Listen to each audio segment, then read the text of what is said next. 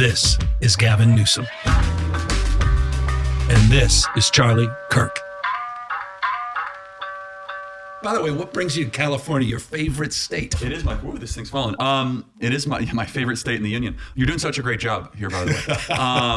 No, I'm honored to be on the show. Thank you. And you were just down at USC? I was at USC yesterday, drew a big crowd. By the way, I knew you were at USC early because my niece, who's graduating. She was the one with the MAGA hat on. She was, by the way, I do have to watch, but she was down there and she was like, she said, you never know. These kids are going to the right. I'm aware. She said, this crowd's crazy.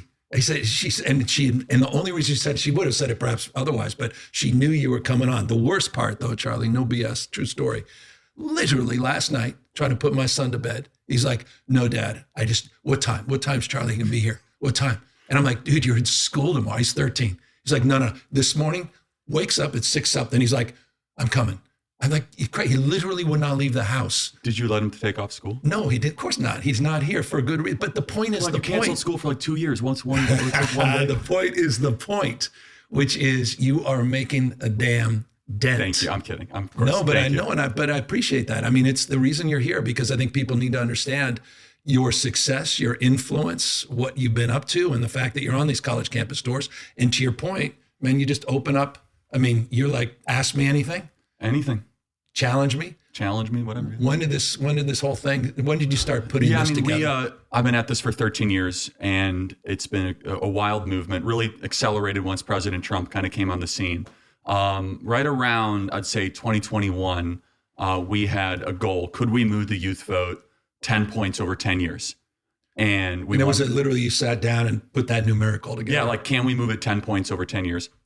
Ish, approximate. Yeah. Because our whole hypothesis was, and we did this alongside President Trump and his great team, was that this demographic is disproportionately to the Democrat side. We believe Democrats were taking them for granted. We think that your side had no message whatsoever and an ideological monopoly. We saw some of the fault lines there. And to President Trump's credit, he also harmonized with this strategy by going on podcasting and using TikTok.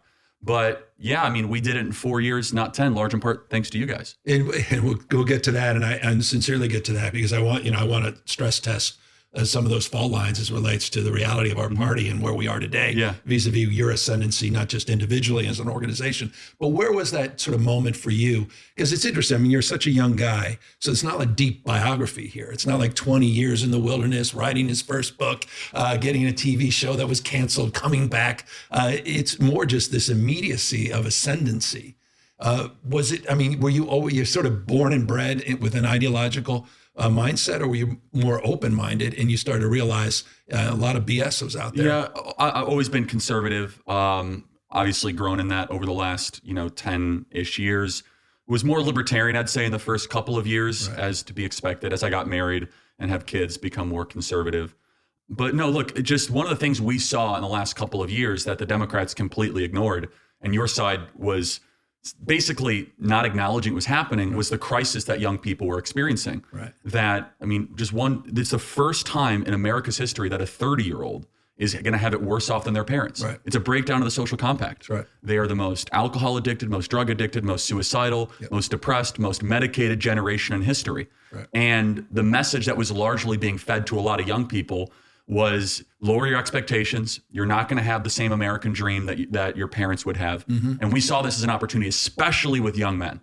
And again, this got ridiculed a lot by the press that, they're creating this manosphere thing. Look, they're half of the population and necessary for any society and civilization to succeed, which is to have both strong men and strong women. Yeah. And we went about that in a very unique and creative way. And again, the president became a cultural phenomenon, right, where no matter what you threw at this guy, he rose above it. And you would even have to give him credit. I mean, basically 700 years in federal prison. Yeah. States tried to kick him off the ballot. I know you spoke out against it, but California did have a faction that tried to kick him off the ballot, right? That's right. And despite all of that, of course, being shot, and that was kind of the crescendo of all of it, he kind of became this figure of an American comeback story. Yeah. So he personified what a lot of young people, especially young men, wanted back in their politics, which was an ascendant rebel attitude against these institutions that have failed them so miserably. It's interesting. So what would, and you keep saying we, which is interesting, and that's the organization that you created, Turning Point USA. We would be like Conservative Action. Movement, MAGA. But yes, I have Turning Point USA, Turning Point Action, Charlie Kirk Show. Yeah.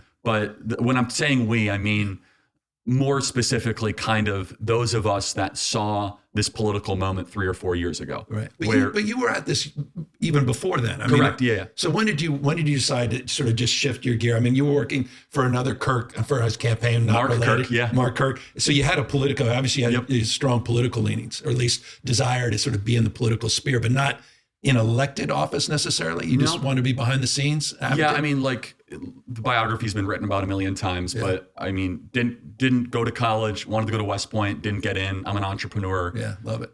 Started this organization and it became far more successful than I ever could have realized. And Put something the kind of as we started to grow the organization, I recognized that there was a ideological imbalance on a lot of these college campuses, and we wanted to go about trying to offer a counterpoint of conservative, pro-freedom, pro-liberty, America first ideals. And you saw the college campuses as sort of the underbelly of the opportunity, or is it just more experiential in terms of your own sort of animus towards the both. institution? I mean, you have a sitting population of about 20 million kids that are there for 4 years. There's that. And also, again, you had nowhere to go but up. I mean, 70%, when we started in 2012, 75% of kids on college campuses would vote for Democrats. Yeah. Now, fast forward to today, this last election cycle, Democrats lost the youth vote in Michigan, nearly lost it in Wisconsin, nearly lost it in Arizona. So our goal was, hey, let's move it 10 points. We moved it 13 points. And this is important for your audience to know and for Democrats to reckon with, of which I see no signs that Democrats care at all that they're losing the next generation. We're drawing record crowds. Our ranks are expanding. The most support that President Trump has is voters under 30. 60% of voters under 30 support President Trump. That's according to Rasmussen. You might say that's a little rich. It might be, but it's directionally true. Yeah. And one of the main reasons that this has all been happening is that baby boomers have actually seen their wealth increased the last 4 years. They don't buy into this whole idea that our institutions are broken or that they're in need of massive bottom-up revolutionary change.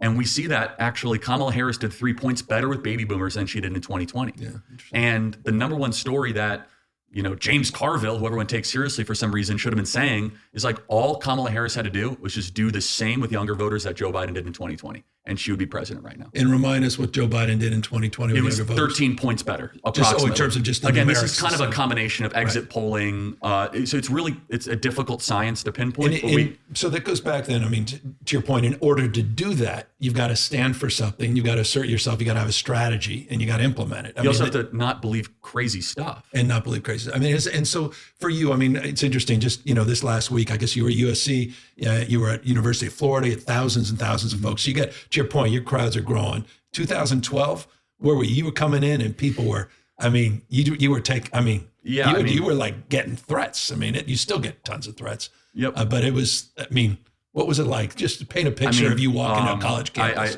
I had no money, no connections, and no idea what I was doing. And I mean, I didn't even have a social media account. I mean, it was just the ultimate startup. And what did you just say? I'm available, and you started at this sort of debate. No, it was even more scrappy. I would literally show up to UW-Madison with a card table and a big cardboard sign saying "Debate me." Like here's some provocative. So you're 20-something years old. I wouldn't even film it. I was 18 or 19. 18 or 19. Yeah. And what? By the way, where does that end? And sincerely, to be able to debate anybody at any time, anywhere, and in that environment, it's just. I mean, you can say it's just confidence, or it's just absolute. I mean, narcissism. What is it? Well, I mean, just or just you. I hope it's not the other. But no, I mean, I guess it would just be. I mean, at the most charitable reading, it could be confidence. It'd also just be that I wanted to try and challenge the predominant view. I always loved debate and disagreement. I love to kind of spar. Yeah. And I also find it to be exciting, and I wanted to try to. Figure out where my idea is actually that good and to kind of draw stress test. Yeah, exactly. And are you 10x better than you were in 2012 at the format? Probably. And do you study it, or you just participate? I mean, you look at the old great debates, or you're reading debating books, you're watching some of the best. Yeah, and I mean, less about debate. I mean, debating is a practice that can really only be refined, with lots of routine and reps and repetition. Just more about studying, the great books, philosophy. Right. All those. And so you make a point of pride of that. I mean, you are to the point you went to community college and. I didn't even graduate community college. And you didn't even graduate community, which is great. By the way, I was going to college in Marin. I got lucky, got a baseball coach that called me and allowed me to get to a 4-year university. I was joking with you before we started, 960 SAT. I asked you about your SAT. You said, I took the ACT. You took the ACT, which proves two things, how young you are and how different things were. You grew up in Illinois, I grew up in Illinois, which Midwest was traditionally more of an ACT. But this has been a point of pride for you that you didn't do a 4-year degree. And because I represent most of the country. Right. Is that actually still the majority of the country does not have a college degree. And if I may, bluntly critique the Democrat Party, you guys have become so college credentialed and educated that you guys snobbishly look on the muscular class of this country, the people that kept things afloat and running during COVID. And the majority of the country didn't go to Harvard, Princeton, Yale, Stanford, Caltech, or Cal Berkeley, right? Thank you. And the Republican Party has become far more representative of them, large in part thanks to Trump. But and I say it with some pride also because as an entrepreneur, I tried to build something, right? Not just seek a credential. Love that. And there are 11 million folks, there are 11 million jobs out there. You make this point all the time. Oh yeah, open jobs that don't require a college degree. Do not require a college degree. So when you say, and it's interesting because there's sort of that critique of the Democratic Party that we are captured by the sort of college elite. In what respect? I mean, stress test that for a second. If I allow me to. What specifically are you referencing in that context? Well, your voters have become nearly. I mean, unanimous. The higher you go up the education ladder, the higher the correlation it is that you vote for the Democrat Party. And it's almost a 1-to-1 with PhD. It's like 75% for master's degrees, and it's 65% for why do you think that's the case? What are the issues that sort of are identified the line in that respect? The sloppy analysis is like, they're smarter, therefore they must be Democrats. Yeah, right. And I think that's silly and insane. Yeah. But insulting. I agree. I totally agree. Yeah. The deeper and more profound analysis is that a lot of ideological bubbles that exist on these college campuses, they are homogeneous, not heterodox when it comes to what ideas are expressed. And then secondly, the value system that you leave on college campuses is high trust of institutions. So the biggest divide in America is not right versus left. It's whether or not you generally trust institutions or you don't trust institutions. And this has been largely inverted the last 20 years. Right. So back in the early 2000s, Democrats were low trust of institutions, Iraq War, anti-Bush, anti-NSA, anti-Patriot Act. And that's when you guys had a lot of activist spark and energy. That has been completely inverted. So the right is now low trust of institutions, where the left is high trust of institutions. We're the ones that challenge the COVID vaccine. We're the ones that think that public health authorities might have lied to us during COVID. Right. We're the ones that don't necessarily believe the government when it says that we should keep on sending money to Ukraine. Again, that's a general rule. There are some exceptions to that. Right. But when you go to college, you are trained to trust the experts, trust the scientists, trust the people that are leaders of authority. And the Democrat Party is largely the gatekeepers of that kind of ideological and intellectual regime. It's interesting. And so from your perspective, I mean, as you advocate for people to sort of open up a worldview that is life without a 4-year degree and all the opportunities that present themselves anew in that respect, are you arguing for the disestablishment, the end of higher education? I think it's going to happen no matter what. I mean, in 10 years, artificial intelligence is going to change everything. Yeah. And I don't know what these 4-year degrees are actually doing to prepare these kids for that. But no, as far as like, am I advocating for the end of the pursuit of learning? Of course not. That's one of my big critiques is that at a lot of these schools, they're not pursuing what is good, true, and beautiful. It's become the oppression Olympics and a weaponized complaint seminar of people sitting in the circle and finding out who's been offended the most that day. That's not doing anybody any good. No. And in fact, it creates a very weak political movement, which I think plays into one of the reasons why we were able to steamroll you guys back in November, is that once there's a little opposition against a group of people that have never actually been, had to build the muscle mass of a very difficult and unpredictable world, whereas those of us that are conservatives, we're insulted all the time. So think about the experience of a kid on a college campus. They say they're graded differently because of their views. They may or may not be right. I think they are. But they're definitely in the ideological minority, right? You wear a Trump hat on a college campus, at least until we came around. That was like a big sign of cultural rebellion. So you have two choices. You can either stop fighting for what you believe in, or you become really tough. Yeah. And you create that muscle that allows you to then carry and shoulder a heavier burden. Right. And so just, and I don't want to belabor the issues of the establishment plot called higher education, as some have, not you, referred to it, though maybe you align yourself. I wrote a whole book called The College Scam. So it sort of stress testing that in the context of, some would argue, the contra argument is, $1 million more in lifetime earnings, more likely to get married, less likely to get divorced, more likely to be civically engaged, and longer life spans with college degrees. And you would say all of those is true. It's just not everyone that goes to college graduates. The national graduation 41% rate. drop. Yeah, 41% dropout. Exactly right. Also, half the kids that graduate college will not even end up using their degree. That's true. When it comes to the affiliated jobs. So the numbers are true at the highest income. So about 10% of kids that go to college stretch out the averages to be really, really high. Got it. And so, for example, you go to Caltech to study computer engineering and applied AI. Next man, level. You're crushing it, right? You go to Cal to go study North African lesbian poetry. Yeah. Is that an actual degree there? You tell me, go. I don't know. I mean, we funded, but I'm not sure that's one of the courses. Fact you don't know? Well, I don't know every single damn course. I know. It should be like, no way! But if the fact it's a maybe, we got some problems. Well, the fact that a lot of people have explored different disciplines. That's fine. It's just the taxpayer shouldn't have to fund it. Well, yeah, I mean, increasingly the individuals are funding, as you know, as it relates to talk about the inversion of how we fund education. And by the way, just FYI, having just put together a career master plan. We had a master plan in the state of California that created the UC systems, the CSUs, and the community college system half century ago. We've applied the same discipline to a career master plan in the state of California. And so I'm completely aligned with you in terms of a focus and energy there, and looking at apprenticeships, looking not even at apprenticeships in the traditional sense, but valuing and highlighting and signaling the value of a life without a degree, et cetera. So I'm not as far off on this as you are. That said, I've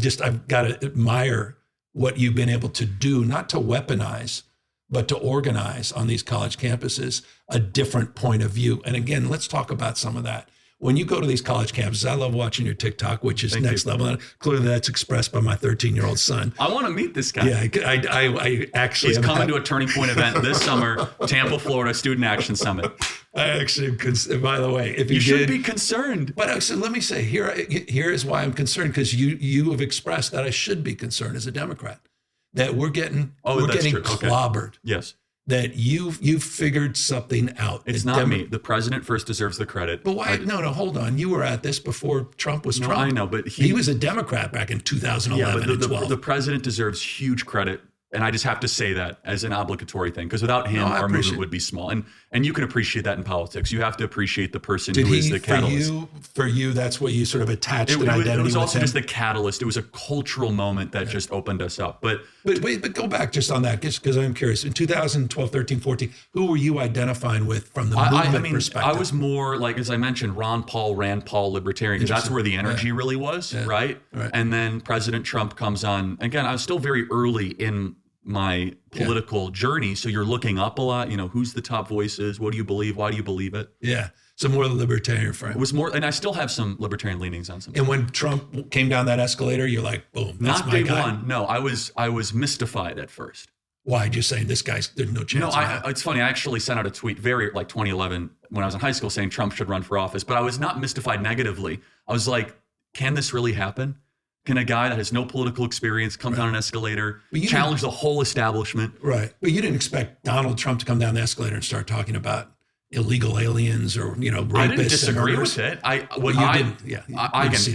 And again, this is well documented. Early in my journey, I underestimated the silent majority that really wanted a rebalancing of the American political landscape. So interesting. So Trump then became the catalyst. And so Turning Point became sort of next level. Your events start growing. Right. You organize around that. Turning Point action becomes what? The political arm. One is more educational, one is more political. And we did ballot chasing in Arizona and Wisconsin. We were successful in that.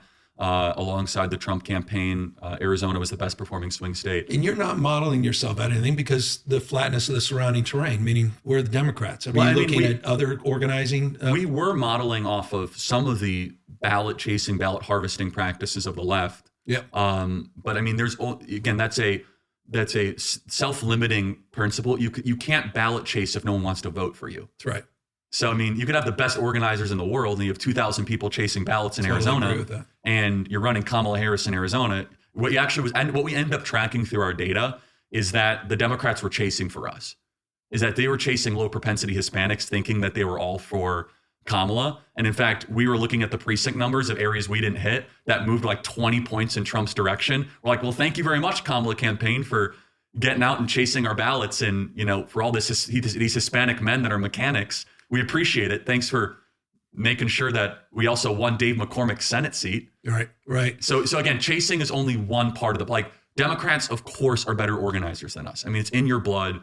Barack Obama was a community organizer. We make fun of it. It's who you guys are. Right. You guys have labor as a backbone, clipboard and tennis shoes.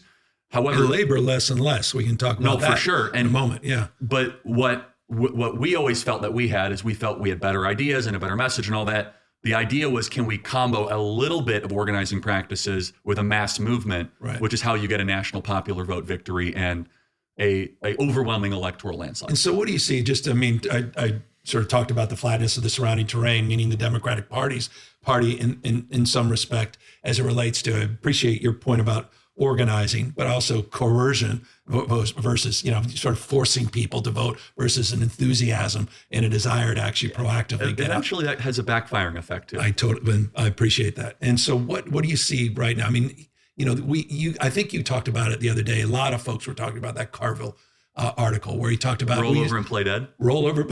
In essence, he said that. I think it was a strategic retreat, right? That we need to come back. Trump's starting to implode. His numbers are getting soft. This was even before the tariff issues, et cetera. And then come back and strike when hot. And I immediately, no BS, thought about you, who's just 24/7 flooding the zone, back to my 13-year-old, owning this space, every day getting a convert, every day picking up 1, 2, 10,000 folks, continuing the momentum, coming out of this damn election.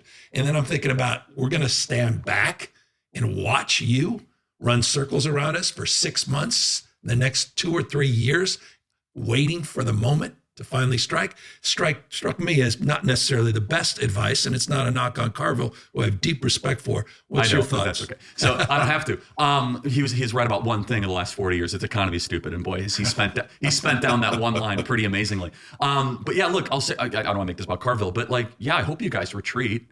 You kind of like the more advice. For us. There's no opposition. There's no activist spark. You guys are posting these cringe videos on social media. What are the videos? What are the ones? I don't know. This cringy?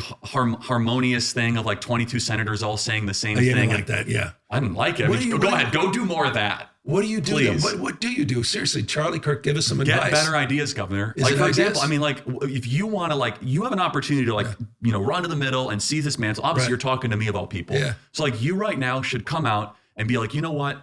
The young man who's about to win the state championship in the long jump in female sports, that shouldn't happen. You as the governor should step out and say no. No, and I appreciate but would you do something like that? Would you say no men in female sports? Well, I think it's an issue of fairness. I completely agree with you on that. It is an issue of fairness. So it's deeply unfair. Would you speak out against this young man, A.B. Hernandez, who right now is going to win the state championship in the long jump? I can see you wrestling with it. No, I'm not wrestling. I'm not wrestling with the fairness issue. I totally agree with you. By the way, as someone with 4 kids, I think and 2 daughters, right? 2 daughters, and I have a daughter too, and a wife that went, God forbid, to Stanford and played on the junior national soccer team, and a guy who got into college only because I was left-handed and could throw a baseball a little bit or hit the ball for a little bit. So I revere sports, and so the issue of fairness is completely legit. And I saw that the last couple of years. Boy, did I saw how you guys were able to weaponize that issue at another level. Not weaponize. That's weaponize may be pejorative. You're right, but you were able to shine a light on, highlight it in a way that, frankly, there are not that many. We're talking about, I think, NC2A, 510,000? No, but I just didn't realize. It's 890 medals and trophies that we know of in the last 5 years. That's a lot. No, so let me step back, say completely fair on the issue of fairness. I completely agree. So that's easy to call out, the unfairness of that. There's also a humility and a grace, that these poor people are more likely to commit suicide, have anxiety and depression. And the way that people talk down to vulnerable communities is an issue that I have a hard time with as well. So both things I can hold in my hand. How can we address this issue with the kind of decency that I think, is inherent in you, but not always expressed on the issue? No, I get it. At the same time, deal with the unfairness. So you asked a good faith question, how do we Democrats get out of the wilderness? Yeah. This one is an 80-20 issue. New York Times poll, right? That's I agree with you. We're getting crushed on. Crushed. And you have an opportunity in the state to be like, look, I have a heart for A.B. Hernandez. I have a heart for the San Jose volleyball player. Yeah. Let's give them compassion. What's not fair is just for a woman's entire women's sports. I agree. By the way, I agree with you. And it's interesting. I stress tested this, Charlie. I was wondering, I said, in California, and I've been a leader in the LGBTQ space, as you know, back in 2004 was marrying same-sex couples. And I know we have different opinion on marriage equality. And so I've been at this for years and years. I take a backseat to no one. But I was actually on the issue of sports, which in the last few years has just exploded. Trying to understand the 10 athletes in the NC2A, 510,000 athletes, but 10 athletes, but how profound. And even my own friend cohort, people saying, the hell is going on? Mm-hmm. Why aren't you calling this out? When did this happen? So in 2014, years before I was governor, mm-hmm. there was a law established the legal principles that allow trans athletes in women's sports. But the issue of fairness is completely legit. So I completely align with you. And we've got to own that. We've got to acknowledge it. I don't say that through the prism of politics, because you disagree with same-sex marriage on principle. Mm-hmm. And so I'm not, and by the way, I value the fact that you're not trying to walk away from that principle, because electorally, I'm in the minority of it. Yeah, in the minority. And I don't want to walk away from this principle because it's electoral, but it is an issue of fairness. And I think Democrats have lost that. I think that I wish that we would have done this podcast last week. Last week? Well, because the U.S. Senate every Democrat voted against that bill. And I'm just telling you, I'm not one to give Governor Newsom advice. You guys are giving us an 80-20 issue I don't disagree. That is just permeating the country. It's such an affront to our senses. And you look at these videos, Governor, because it's not just that it's, okay, you read an article about it, but these young men that are in these sports, they're throwing around girls, and it is an issue of fairness, but it goes to a broader arch narrative. There you go. Which is important. No, and I want to hear this. Which is this, that the Democrats, you guys will tend to view an incident through an oppressor-oppressed lens. Yeah. It's your training. It comes from college. It comes from, we as conservatives tend to view things through right or wrong or just or unjust. And the country is going far more in our direction and away from your direction, because the problem with oppressor-oppressed is eventually you run out of oppressors and you start creating them out of thin air. Yeah. And you start trying to say, well, these people must be blamed for all of our problems, and that's where you get a lot of the, let's just say for example, there's a Wall Street Journal editorial like, when will the white men shut up or stop complaining? That does no good for anybody, right? No. So what I'm getting at though is it's a worldview difference, right? I get it. And so that's why the issue is so much more powerful.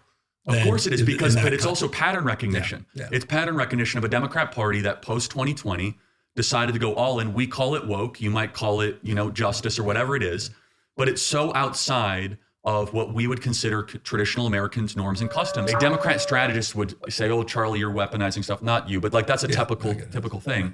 But the most effective ad of this election cycle, what it is? Yeah, and devastating. Trump's for you. She's for they, them. And devastating. Devastating. And let's talk about, she didn't even react to it, which was even more. And let's talk about why it was devastating. Number one, it was the trans issue that was just monopolizing. And this was even more challenging because this issues of people that are incarcerated and illegal incarcerated individuals getting taxpayer funded. Yes, and gender reassignment surgeries. That is a 90-10, not an 80-20. Right, and then she's enthusiastically defending it, bragging, being like, "I'm all for this. I'm all for this." And then you had the video that was a validator. Brutal. Yeah, and so tens of millions of brutal, and then the targeted focus from the Trump campaign, next level. And then Charlemagne comes out on Breakfast Club is like, "This is insane," and they ran it on NFL football. Brilliant. Yes, and so you're trying to reach men. Yeah. It's not. It's a brilliant campaign commercial. It was brutal. It was devastating. It doesn't require. By the way, we were running around just for the what the hell it's worth for you. She was AG at the time. She was addressing the issue of a legal settlement. The courts were intervening on this topic, but she had the video where in the video she was obviously expressed support, and so 100% she was being a cheerleader for a very unpopular thing. It was it was a great ad. And I don't say that lightly. But this is important in political annals. And I want to make sure it's not just that this was like the Willie Horton ad of the 2024. Yeah. It wasn't just like a Lee Atwater brilliance. It's that it reflected truth that the voters felt. Yeah, I appreciate that. And that because voters felt as if their country was slipping away. Yeah. Now, the Democrats have a choice. You could say to those people, "You're racist, you're Nazis, you're fascists, you're terrible," or you can listen to them and be like, "Why is it that a steel worker in Pittsburgh who's voted Democrat his entire life is voting for Trump despite all of, the stuff that's been thrown at him. Yeah, and all the rhetoric that he's thrown at us. Yes, in that context. But it's a pattern, and the trans thing is just one of those things. But the second element was also what we saw under Joe Biden was, if you came to the southern border from any country and you spoke the magic words, you could go to any city you're choosing, right? CBP1 border app, and all of a sudden that steel worker in Pittsburgh's like, why am I paying all these taxes? I get it. And I can't afford beer. I can't afford anything. Mm-hmm. And so I guess my question is to you, what are the Democrats going to do about it? So I'm going to answer that in a second, but let me pull a few more threads. You said 2020 is when you started to see the Democrats sort of advance this notion of wokeism. It's when the awakening really started. What was it? You know what I'm talking about. No, but so is it? Yes, the Latinx stuff. That, by the way, not one person ever in my office has ever used the word Latinx. So can we finally put that to bed? Yeah, we agree. But where did that even? No go? more Latinx, everybody. Well, I just didn't even know where it came from. I'm like, what are people talking about? Was it the pronouns? By the way, once you think California invented the frame of the pronoun. Now, I had one meeting where people started going around the table of pronouns. One. There's been a hell of a lot of days between 2020 and today, and one meeting. So it's not like I'm like, what the hell why is this the biggest issue? Well, in corporate America, it's everywhere. Okay, all right. Well, and college campuses. See, that's where you reside a lot, in the college campus. So you got to defund these schools if they're doing the pronouns. You got Jesus. Okay. And so number 3, what else? I mean, you started. What was also the big wokeism thing? I mean, first of all, it wasn't just the projection of certain narratives, which we could obviously go through. Yeah. But it's when policy started to come forward. And what kind of policy? Hiring practices. When we're not going to hire. There was DEI decades ago. Yeah. I mean, it was just called outreach and inclusion. What we saw mass adoption. What we saw, and not only that, we saw pledging of billions of dollars of donations to racial justice from the biggest types of corporations imaginable. Fair point. And that was sort of post George Floyd. That's what I'm saying. That's when so you had a combustible. And was that wrong? I mean, to address the issue of racial, I mean, there's legitimate issues as it relates to past practices. What was insulting to a lot of people is, number one, where's the money going? Because the top premier BLM charity ended up being a racket, right? With Patrisse Cullors, like, where'd that $100 million go? So all of a sudden we learned that, and all these pledges of corporate dollars were going to this woman that's like hiring her like brother for personal security, and that like a lot of and you would even agree like that. That became like the poster child. But for the broader movement. But number 2, which I think was most important, was that it elevated then this scholarly community that was otherwise fringe, like Robin DiAngelo and other people, and her book White Fragility. Literally, the entire premise of her book is that white people need to stop being so fragile about race. You need to sit down and shut up and hear how racist you are. And she was brought on tours to corporations across the country. And by the way, just so you understand, this was a phenomenon over months and months, and it didn't quite catch up in time for the 2020 election. I do believe that if you guys would have been a little less insane on crime in the summer of 20, you would have completely clobbered us in November of 20. It was like it was the riots that even made 2020 close. Right. But then it was the extension of all of the what we would call woke stuff. Right. And defund police. Yeah, I mean, Minneapolis literally had to hold a special vote saying, like, should we still have a police department? Yeah, that was lunacy. But Governor, lunacy. I don't want to. By the way, you're talking to someone who's never supported the defund police movement. I know, but I was explicit. But also, hold on one second. You did support Prop 16 in 2020, which would have legalized racial prejudice, right? Prop 16 literally would, and I have to go back to my Prop 13.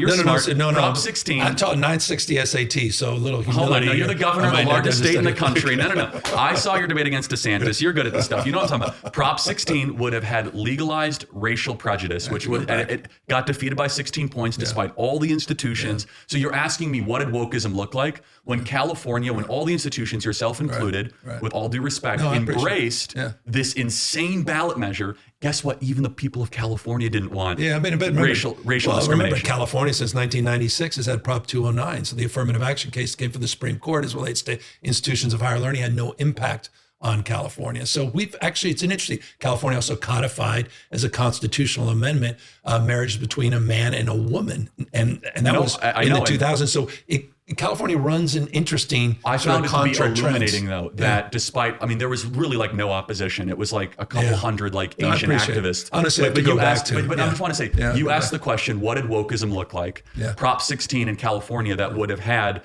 legalized racial discrimination. That was not a major. There was a broader national narrative. I'm just bringing it home to you because there were hundreds of such ballot referendums, right? Yeah. Okay. There was, city council meetings where they said the white people aren't allowed here, right? And that's not good. No, it's not good. Stuff, yeah. And so what ends up happening is a broader question of sensible, not racist suburban moms that are like, wait a second. I have a 8-year-old white son. Are you trying to say he's a racist? Yeah. And it creates a backlash that then bubbles up, right? I appreciate the perspective.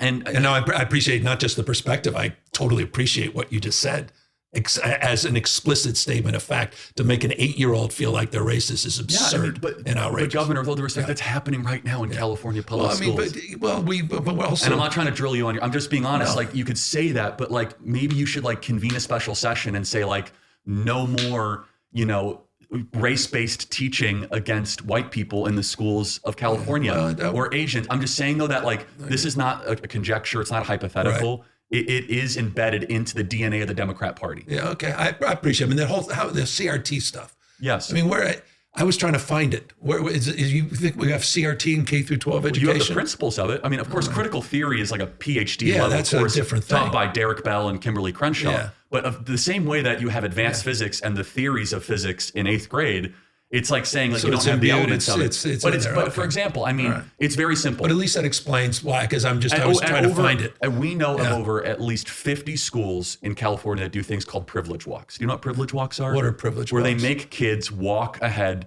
based on certain questions, and they try to make a point saying, well, you see, the white people are ahead. They must have white privilege. Okay, I get it. Yeah, no. See, all right, I got to get back into the classroom. No, you got to get. I got 6 million kids. You got to get your education czar. 1,050 school districts, the largest school system on planet. I know that. But no excuse, because these things are important. And by the way, it's the reason we're having this conversation. This is very illuminating and helpful to me to understand sort of the animus. What is it about? That anime, I joke with people. I said, you guys don't like DEI, CRT, ESG, DOJ, FBI, it's IRS. All the acronyms. It's all the damn 3-letter acronyms. What the hell's the issue? What's going on with all that? You missed some. Which ones? Which others? What have I missed? EPA? Of course, EPA. You can't stand EPA. The Employment Prevention Agency. Jeez. Right? Oh, okay. You're about to get that 65%. That's what Lee's calling for. So it's not just acronyms that we dislike, for the record, but it's what feels like that sometimes. I mean, how about the book ban stuff? On a serious note, 4,240 books or titles, libraries and schools were banned in 2023. Is that not as a conservative? Well, it depends. I think we can both agree pornography should not be taught to 9-year-olds. Fair point. Okay, fair. So that's a book ban. All right. Well, there were some other books. Oh, no. Bill O'Reilly's that book was the banned. Moms for Liberty contention. Time out. Yeah. Like, I agree on Bill O'Reilly. The Moms for Liberty movement that you made a big thing of was just no porn to 10-year-olds.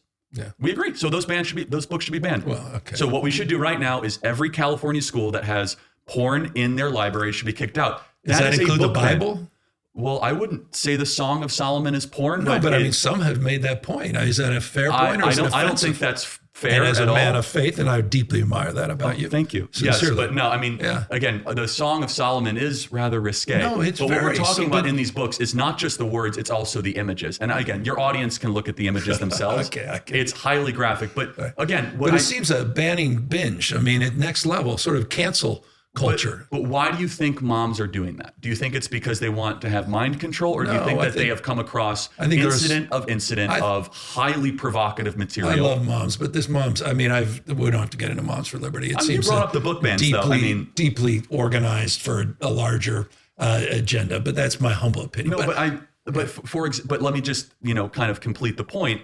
Is that it's easy to just call it kind of a book ban, but when you actually have to read some of these books, it will take your breath away of some of this stuff, right? You're like, okay, we're teaching a 10-year-old how to put a condom on. I know. I just have a problem with, who the hell is going to decide that? Government? I mean, Ron DeSantis is going to decide what I can read or say in the boardroom in the classroom? This is the exercise of politics, though. Yeah. The exercise of politics is the highest form of community because it blends morality and sociability. So what we do is we have discussion and elections, and we have boards and commissions, right? And we as a people say, okay, no porn for 10-year-olds. Yeah. That's politics, right? I mean, I'm not saying that there's We got to stress test whether the Bible's included in that. I don't even want to go forward anymore on this. No, it's tough, but this is this becomes a dialectic. I have heard a lot. I've never heard. That's interesting, though. It's a provocative. I don't mean to offend. Again, I deeply don't mean to offend. By the way, Father Caz would be offended with me. If you think the Bible's pornographic, no, but there's most of these books are quote unquote not pornographic. There's sections that can affect of images that are very violating to young kids. Some we would agree on that. But can I just say one other thing? If you want to learn, Governor, and I'm happy that there is a movement of moms that's growing where they feel as if our kids are being hypersexualized.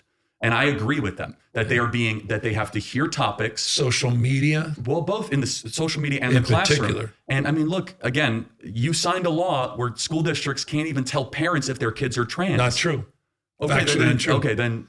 No, they can. They just can't get fired for not doing that. And it wasn't just trans. Fired for not. The law was explicit, said you can't be fired for not snitching on a kid, not just for being trans, for being gay. And my point is, how in the hell are you telling parents know? They have every. Wait, is telling parents snitching? No, the teachers themselves have the right. The law is they can do that. They can do that. We're not saying you can't do that. We're saying you shouldn't be fired if you choose not to say Johnny was talking about liking some other boy. That's a or something. Reading. It's not charitable. It's actually the freedom not to. Let me tell you the other way to say this: that a teacher, of course, should be fired if you don't notify a parent of what's happening to their kid. Of course, they should be terminated for that. On health and safety, shouldn't they be teaching? I want these kids to teach. I want these teachers to teach. And by the way, if they feel like the health or safety of the kid, they have a responsibility to communicate. They still can. By the way, we're not telling these teachers they can't. We're saying they won't be fired if they don't look around and say in the recess, there were two boys. Why didn't you see that? You're fired. You should have said something because they're talking about two different things. But there, of course, should be a penalty measure, whether it be termination or whatever, if a teacher withholds information from a parent. Because what you're saying is that there's no way to hold them accountable. So you're saying you're accountable to what, though? Accountable to two kids talking about the fact that this is talking about subject matter. All of a sudden now we have to have teachers policing speech or conversations. I think you would even agree, Governor, that is an over extreme example. What we're talking about, but the extreme example. This was a solution in search of a problem. What we're talking about is which happens a lot, unfortunately, is if a young girl says that, hey, I want to transition, and the teacher accommodates and affirms it, and the parent doesn't even know. I have met parents like that in the state. I heard Trump, and then they come back and they're a boy or something. There's so much extreme. I will say, and we don't have to wrestle too much on this topic. But you guys will lose on these topics, and you might disagree. But again, I'm one of those guys, and Charlie, I appreciate, and I by the way, appreciate the civility which we're engaged in this conversation sincerely. I don't mind losing. Sometimes you lose on principle. It's one of those things. Everything's not political is the point. And sometimes the principle, and by the way, mad respect for you on abortion and same-sex marriage. You feel the American people don't agree with me. Exactly. But I admire that on principle. But for me, it's not just political. And I appreciate you making that point. I deeply am mindful of the politics of this, which are very unhelpful. Okay, personally, it's unhelpful. More broadly, professionally, the Democratic Party and our brand. And one of the reasons, to your point, the Democratic Party brand has just been crushed. And so your self-awareness is helpful to know, because it is deeply unpopular. And I think that is an ascendant political force that is not going away. No, I appreciate, but I also appreciate you hold deeply unpopular beliefs. Of course I do, but But you're not running for office. I'm not going to run for president as a moderate. When are you running for office? I'm not running for anything. I saw a poll in Arizona that you were like 1 or 2. You have the highest name ID and a favorability. When are you running? Is that what this is all about? No, it's definitely not. By the way, you're not even old enough to be president. You're only 31 years old. You got to be. I'm not running for anything. You're going to run against AOC. I'm running for head of most popular TikToker. No. But by the way, I'm not running for anything. But by the way, should we ban TikTok? No, we should not. I used to say that, and then I started. Why'd you change your position? Because it's politically expedient, or Trump told you to? Well, no, definitely wasn't Trump. I sent out a tweet, and I'm perfectly honest about this.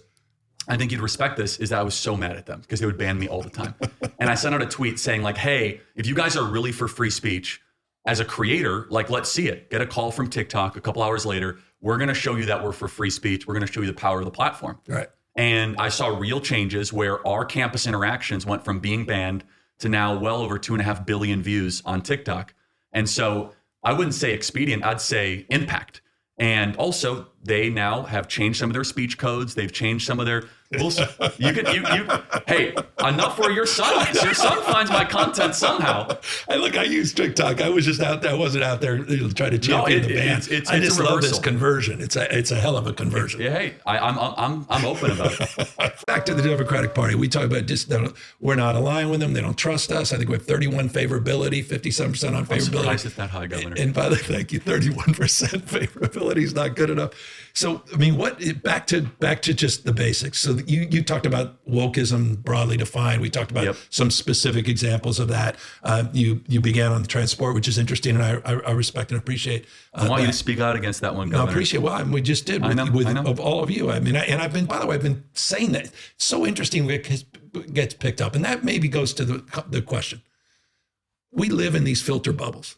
We're talking to ourselves. We're in these sort of, it's Newsmax, One American News, Fox, and then it gets into all the stuff that you guys are doing and everybody else. And meanwhile, I'm safe over here at MSNBC and CNN, reading the New York Times, feeling really great about things and having a nice glass of Chardonnay, listening to Rachel Maddow, self-medicating and just going, yes, at yes, the French yes. Laundry, of course. Yeah, the French, that's of course the only place I eat. And, you get me a table? Great takeout and the whole thing. Well, I should have been at Applebee's. I get it. Applebee's America. I read the Come books. on, man. Come on. In-N-Out Burger. Jesus be with the Christ. people. And here's a guy who makes 25 times more money than I do, and sitting here with a jacket, and I'm sitting here with a That's right. And you control the fifth largest economy on the planet. We don't control the people. Control the fifth largest economy. And by the way, proud that you know it's a $3.89 trillion with the declining economy. Population. But no, the population went up last year. The population went up last year. Yeah, because of the illegal border. We'll talk about that later. I got a whole thing on that. That's just factually untrue. And that 290,000 net. By the way, anyway, we'll 394 National Guard that I put down at the border 6 years ago.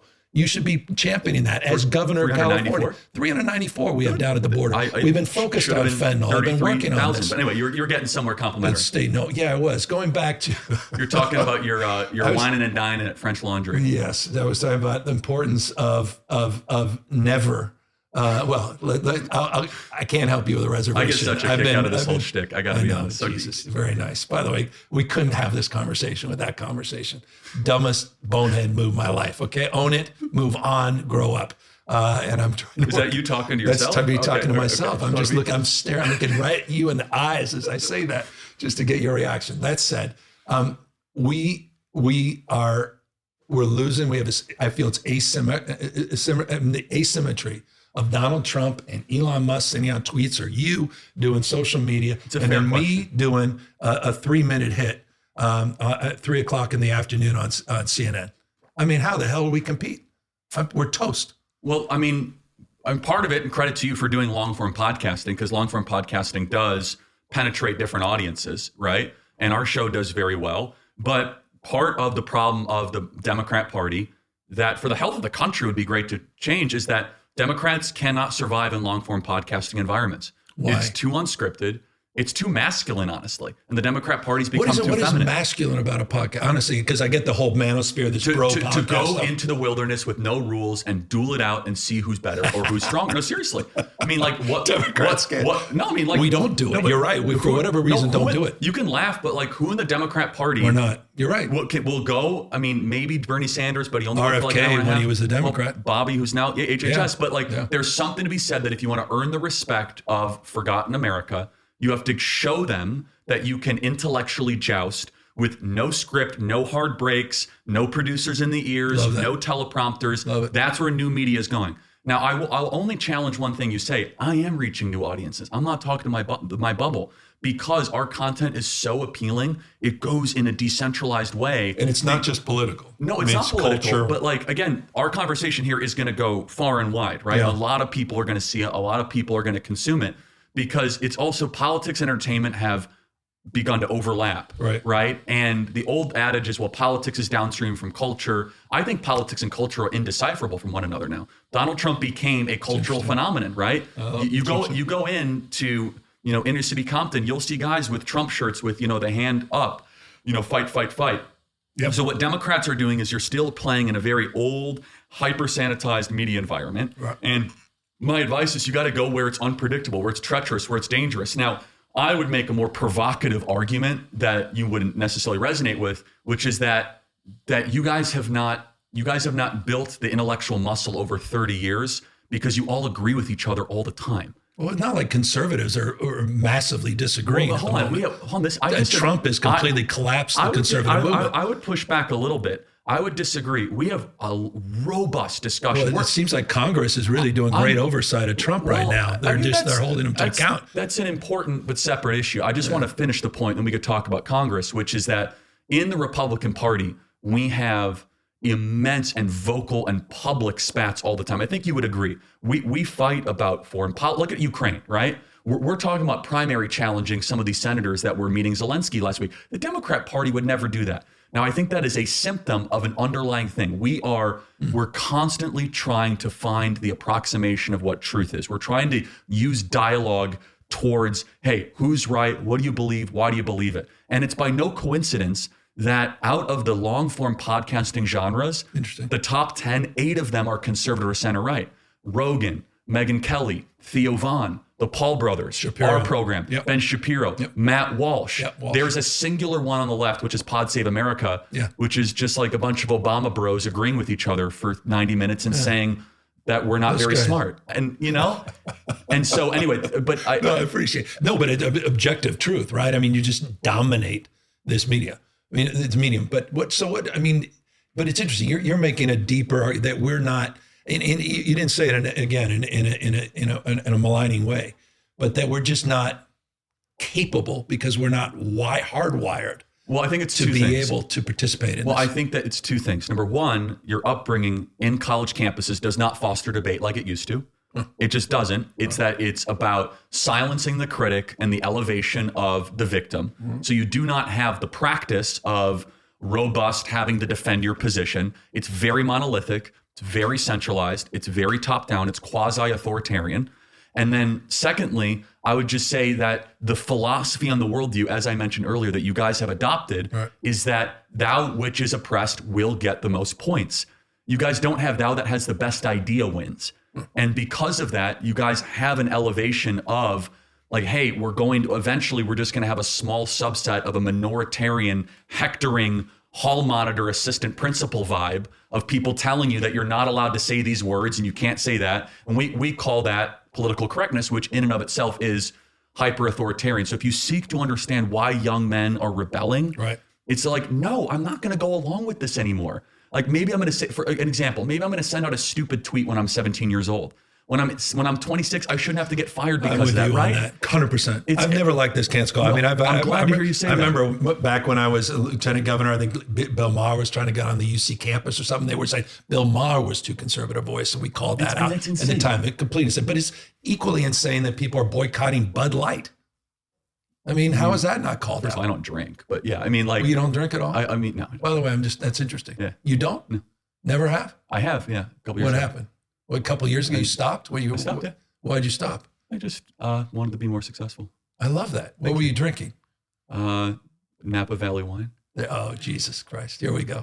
Right? Are we going to get a little? My Lord and Savior in vain like that, by the way, forgive me. I deeply respect. And by the way, do respect your faith. I'm serious. It's like the 4th time. I mean, come on. No, but no, I don't drink. But yeah, I mean, look. But first of all, we have the agency to boycott whatever we want. But understand. No, but I mean, in that cancel culture in reverse. I mean, a lot of cancel culture on the right now. It's something completely different. First of all, cancel culture is someone in power using their power to cancel somebody that doesn't have power. That's cancel culture. Well, I mean, time out. Hold on. Well, Bud Light was people that don't have a lot of power, consumers using their agency to say, no, powerful corporation, I'm not going to voluntarily associate with you. But cancel culture has always been the incumbent person with power, a governor, a principal, a boss, a CEO, a corporate board, going against the weaker. What we did with Bud Light was just a bunch of decentralized folks doing a good old-fashioned boycott. Completely different. But a boycott is not, I mean, well, there's boycotting speakers, there's boycotting, that is a derivative of cancel. But the culmination of cancel culture is somebody who has a power position wrongly canceling, I appreciate that perspective. So let's go back to Democrats being totally incompetent, incapable of spending 30, let alone 45 to an hour having a conversation broadly on podcasts. I said you're becoming the exception. In the process of becoming. It's like yet. Becoming Gavin, like becoming Michelle, Jesus, right? Becoming. But so what? I mean, are the Democrats you do forget? Literally, any Democrats you admire out there right now? I mean, even beyond just the podcast thing, that you look and say, Jesus, there's hope. Gotta stop saying that. Forgive me. There's hope. We can edit that out. No, I don't care. You can keep it out. I used to have respect for Bernie on his anti-war stance, and now he's a complete neocon. I was going to ask you about Bernie. He's a complete neocon now, so he's not there. Democrats I respect. Bobby Kennedy I respect. Tulsi Gabbard. Why are you laughing? Why are you smiling? Because they're on our team now. Because you guys kicked out your best people. It's like the people that were into. This is a great point, though, Governor. Is that Bobby Kennedy was a heterodox opinion on a thing that a lot of people were concerned about. Get him out. He's an anti-vaxxer. Yeah. Tulsi Gabbard, who is an anti-war. Get her out. She's a Russian agent. Yeah. Do you guys see how you have an unhealthy purification process? Where eventually you're left with just a 31% approval rating and a bunch of people that are talking to each other. And meanwhile, we're the ones that have Democrats in our cabinet winning the electoral majority vote, because there needs to be said, if Democrats are serious about being a majority party ever again, when somebody has a disagreement, for example, if there's a pro-life Democrat, is there a place for a pro-life Democrat in the Democrat Party? No, I mean, there should be. Okay. On principle, there should be. Absolutely. That's a big deeply step. held personal point of view. God bless. I agree. Not every party or Democrat official would say that, right? And so certain states have different opinions on that. And I say this as one of the biggest champions for reproductive freedom on the planet. Yeah. Trust me, I know. That I know. But like the issue, though, is that is a one-stop purity test. Like, we have pro-choice Republicans. There was a Sister Susan Soldier Collins moment. is a pro-choice Republican. No, and Trump himself decided to pivot a little bit. Yeah, did a he's more version of pro-choice than I am, like, for sure. But what I'm saying, though, is what you see in the Republican Party is the best, in my opinion, culmination of modern politics, and doesn't get appreciated. Look at that ideological diversity. We have people that, they want to go to war with every country that says something bad against us. And then we have people that are far more dovish, like Rand Paul. But that is a better, more, dare I say, diverse picture. You could say diversity is our strength. Oh, look at you. Look at Charlie Kirk. Diversity is strength. I mean, I want to end the podcast right there. But first, I said you could say. You could say. I want to. Do we have ultimate editing here? I'm going to. No, you better not edit any of this for the record. We're not going to edit any of this. And by the way, no reason to edit any of this, despite my use of inappropriate words here and there.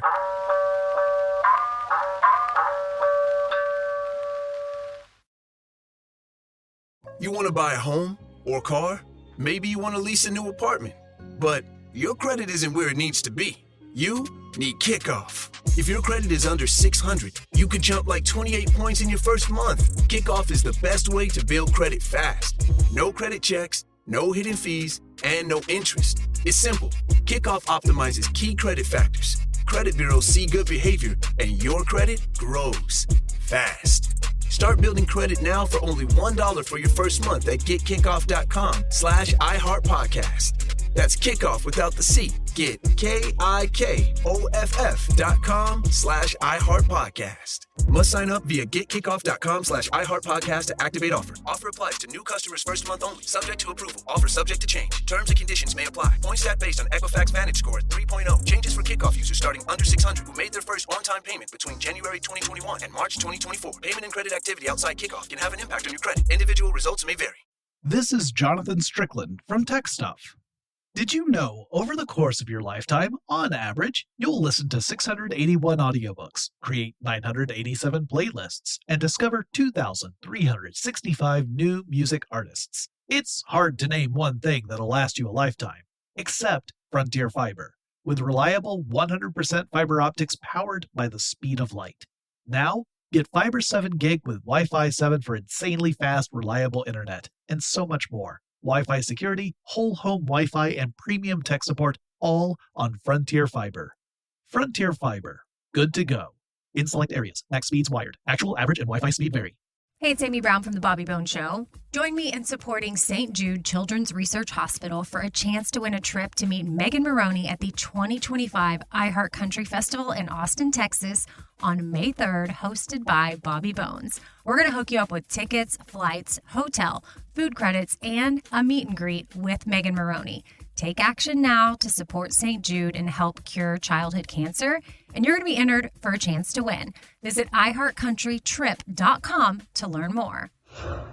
It's time time to play big on Moto Social Casino.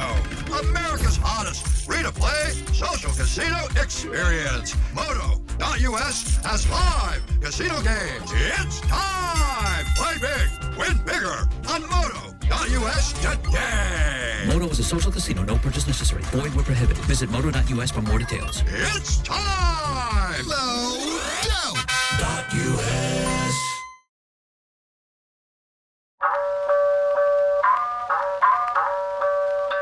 Let me ask you, just on the Democratic Party side, forgive me, I do want to just look our effort to get out of the wilderness, on the woke culture wars, on some of these issues, on providing a more diverse campus, dare I say, of opinion, and pulling people in. But what else do you feel this party? I mean, you made a point that the Republican Party is now going to be the dominant and Senate party. Well, no, I'm not saying that. I don't have that kind of pride. I'm saying right now we are the ascendant worldview, right, but we could screw this up easily. And we might be. Right. You have to have the humility to say that. Right. But like as of the recording of this podcast, we have a majority approval rating, won the electoral. I mean, all that stuff. Right. And in both houses, I mean, but we could screw it up, and you guys could adjust or adapt. Okay, so this was the question that I'm not articulating very effectively. But I remember so many of the similar contours of this conversation we were having in 2004 and 2005. We just got shellacked, both houses of Congress, Republicans. You had a Republican president that won the popular vote, the last Republican president to win the popular vote. And 2 years later, you had Speaker Nancy Pelosi. Right. 4 years later, you had 53% of the vote, the highest since 1964. It's conceivable that could happen now. I don't say that's impossible. So what if you were in my camp? I'm not going to give you my best advice. I'll give you like the B or C level advice. Okay, give me the B plus advice. Because the secret stuff I'm not sure. No, what is your secret stuff? Why don't we go right to there? That's secret for what is it? Is it technical or is it substance? It's all that I could design your presidential run in a way I'm where not you would talking about win. a president. We're not talking about presidential run. This is not about that. No. By the way, you guys are so obsessed with the idea that every goddamn thing I do, I said it again. Yeah, I said it again because I needed your emotional reaction. That everything I do is framed in that context. It's a talk about Trump derangement syndrome. I think you got one with California and me. First of all, it's not new to have someone from California run for the presidency. We just beat someone from California presidency. California is the politics to the Democrat Party as Florida is to our party. You guys have the former Speaker of the House, Nancy Pelosi, right? You have a lot of the ascendant political voices come out of the state. So it's not derangement syndrome. It's knowing your enemy and looking at the horizon and understanding what's coming. But anyway, if I were to give you somebody advice, I'll give you the B and C level stuff, which is very simple. You have to go to war with your own party on three major things. You got to say, we are not going to do this illegal immigration thing anymore, which includes, are you going to work with ICE? We do work with ICE. Okay, great. By the way, I want to make sure people can know this. We have been. I, in fact, directly, we actually put out the data. I actually reached out to the administration saying, are you not aware that California coordinates and cooperates with all CDCR releases over 10,000? Explain the sanctuary state thing then. What is the difference? You've got the statewide sanctuary state and you've got local sanctuary cities. Not you. Yeah, which in the statewide framework allows us to work as it relates to issues of criminals and coordinating the release of criminals from our state prison system. We coordinate with ICE on the deportation. We've done that over 10,000 times since I've been governor. We're not denying access. We're not denying coordination. I'm glad to hear that. That's why I asked. For criminals. Sanctuary policy was never... I would say if you break into the country illegally, 8 U.S.C. 1325 is breaking a federal law, right? It's civil, not criminal, but it is a federal law. I get it. But I'm saying, so by the way, if you're serious about moderating the party, 8 U.S.C. 1325, vast majority of Americans... So we just go through. Vast majority of Americans want mass deportations. It's just a thing. Until they don't. Well, okay. That's my humble opinion. Fine. Until they don't. Okay. Someone who's been here 10 years, you might be right. Paying taxes, I don't buy it. You might, but at the moment, you're right. You might be right. The numbers bear it out. We'll see. Number two, we mentioned the trans stuff. It's an affront to all of our senses. It's out of control.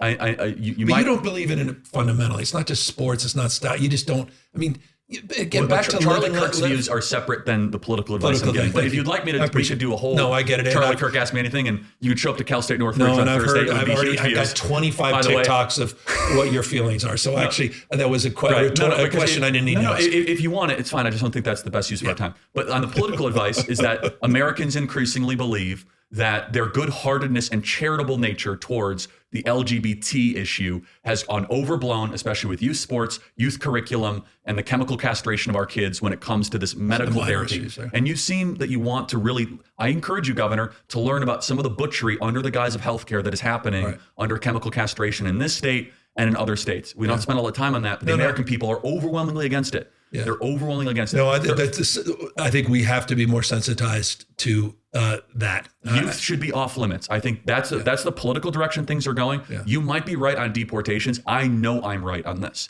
I know that this issue is picking up steam. There is no good counter to it. The CAS report, the United Kingdom CAS report, the NHS came out and said there's no good reason to ever operate surgically on a young person. Puberty's not the problem. Puberty's the solution. I think I encourage. I'm not an expert in this, but I appreciate your broader. But I'm saying politically, it's a super turbocharged issue that is kicking the tail of Democrats. The third one, though, is quality of life.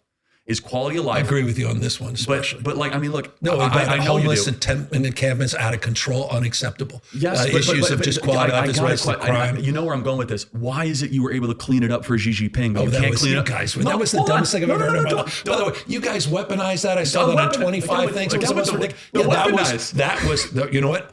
I will happily revert back to your counterpoint as weaponized. In this case, weaponized. Can I get the Xi Jinping streets back? Ridiculous. Give me a break. No, but Governor, with all due respect, I saw a beautiful picture of San Francisco that looked like Singapore. By the way, and then Xi Jinping leaves, and the Walking Dead come back. By the way, it was APAC. You had dozens and dozens of foreign leaders. And California is not San Francisco, but I am the governor of California, not the mayor of California, not the mayor of San Francisco. You were the mayor, but I just want to understand why is it that we have to clean it up? But you have to admit, it's emblematic of something that if enough important people show up, it can get clean. So why not make it clean all the time? That's exactly by the way, that's my energy. I think you've missed a lot of my press conferences. I've been saying that to all these mayors. State vision is realized at the local level. It's about accountability, transparency. If you can't clean up the streets, we're going to redirect the money. The new mayor can do that, crystal clear. He seems to be more moderate than the other. Great progress is being made. By the way, what's going on with homelessness in all these red states? You're seeing it through the roof. Went up 18% across the country. I'm not here defending every red state or what we're doing, right? But I'm making the point. This is hardly unique to California. I'm sure there's a lot of governors and mayors. Quality of life's huge, right? Yeah. And then look, the number one thing, which I know you're going to agree with, and I'm sure you'll have a super slick response, right? That's not slick. About half true. Yeah. But which is about three-quarters. The cost of housing. Average home in California, $850,000. I like what you said about BlackRock. But that was interesting to me. I think that is, but again, that's not a majority of house purchasing. About 1 in 4 houses are bought by private equity. Would you agree to say that BlackRock should not be able to own homes in California? I think, and then turning around and renting. It's insane, right? This is a huge problem across the country. You should propose a bill in the California State House. We've had one. It didn't get very far last year, and there's more conversations. Right? A $10 trillion fund shouldn't be able to come in and buy homes. But it's not just BlackRock specifically. That's what's happening in this space. Mass asset managers that have $1 billion, $50 billion asset under management are now competing against our college grad from, by the way, Cal State Fullerton. I love that you say this. By the way, just in that spirit, don't you agree one of the Doge things should be dealing with the $1.5 billion of subsidies on carried interest?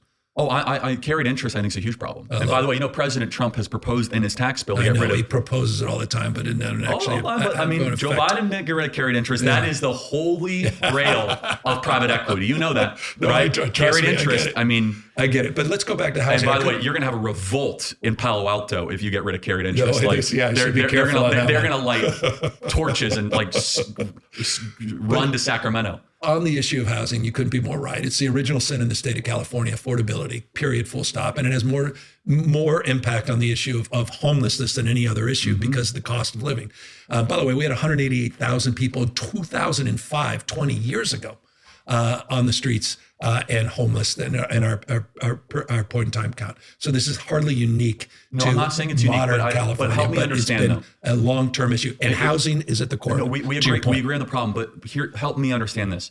You guys control the House, the Senate with super majorities. You control everything. Why can't you fix it? You said you were going to build 3.5 million homes. You're building 111,000 a year. Well, there was something called a pandemic that may have had a little impact. Issues of interest rates may have had a little impact on housing production across the country. You guys are still outpacing every other state. But hold on. Except Hawaii. 42 CEQA reform bills, created a housing accountability unit, and we're making big progress. Okay. We've done all the rezoning. We've been pounding in this space. There's no administration in modern California history that's done more to reform the housing space and the regulatory space as it relates to the issue of housing. The biggest challenge right now is NIMBYism. The biggest challenge we have is local planning and zoning, and that's why we've been very aggressive. NIMBY is a disaster. We agree on that. And so I have a YIMBY mindset on all this stuff. I'm in the front lines of this. Your friends, and they are your friends down in Huntington Beach that I'm suing. They're conservative. Pastors or what? Or the city crew, council? The whole day. They love you. They literally the MAGA faithful. They're 99.9%. Who's living who in rent-free and who's head? One of those smaller towns? We're suing them because of their rank NIMBYism. We have been very aggressive in this space. Yeah. I'm waiting for one big thing, and we all are waiting for, and I think it had perhaps one of the biggest impacts that we don't focus on enough in the last election. That was interest rates.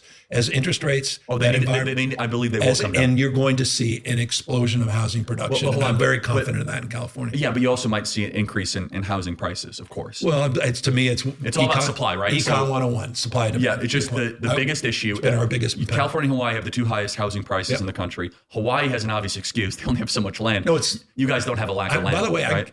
I haven't been governor for a century, okay? I mean, Jesus. No, I mean, know. we've been hold on, but 6 years. And by the way, no excuse. I get it. You can't take credit for all the assets. Number one AI, number one nanotechnology. The AI is but you also got to take responsibility for some of the problems. More novel. I'm take a little more credit on the generative AI. 32 of the top 50 market cap companies. You have to balance both the credit and the and the blame. But I appreciate it. But quality of life, right? So we can both, so when I talk to a college kid, one of the reasons they saw Trump as a vessel for a better life is that under President Trump, those first 4 years, we saw a material increase in their livelihood, wages, easier to buy a home. 4 years, like just the facts are, the average wage to be able to own a home in LA, to be able to own a home. Oh, yeah, insane. It used to be $75,000 a year. Now it's $145,000 a year. So what it does, and this is, again, it's creating this kind of belief system of Russian serfs of a generation that will never have the material American dream that their parents once enjoyed. Yeah, no, and I think it's a full circle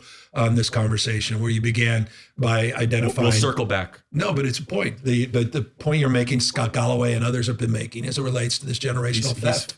He's spot on this, and I think there's so much validity to and you recognizing that problem and so diagnosing is one thing, but President Trump as well. He deserves credit. And I mean, I think he deserves.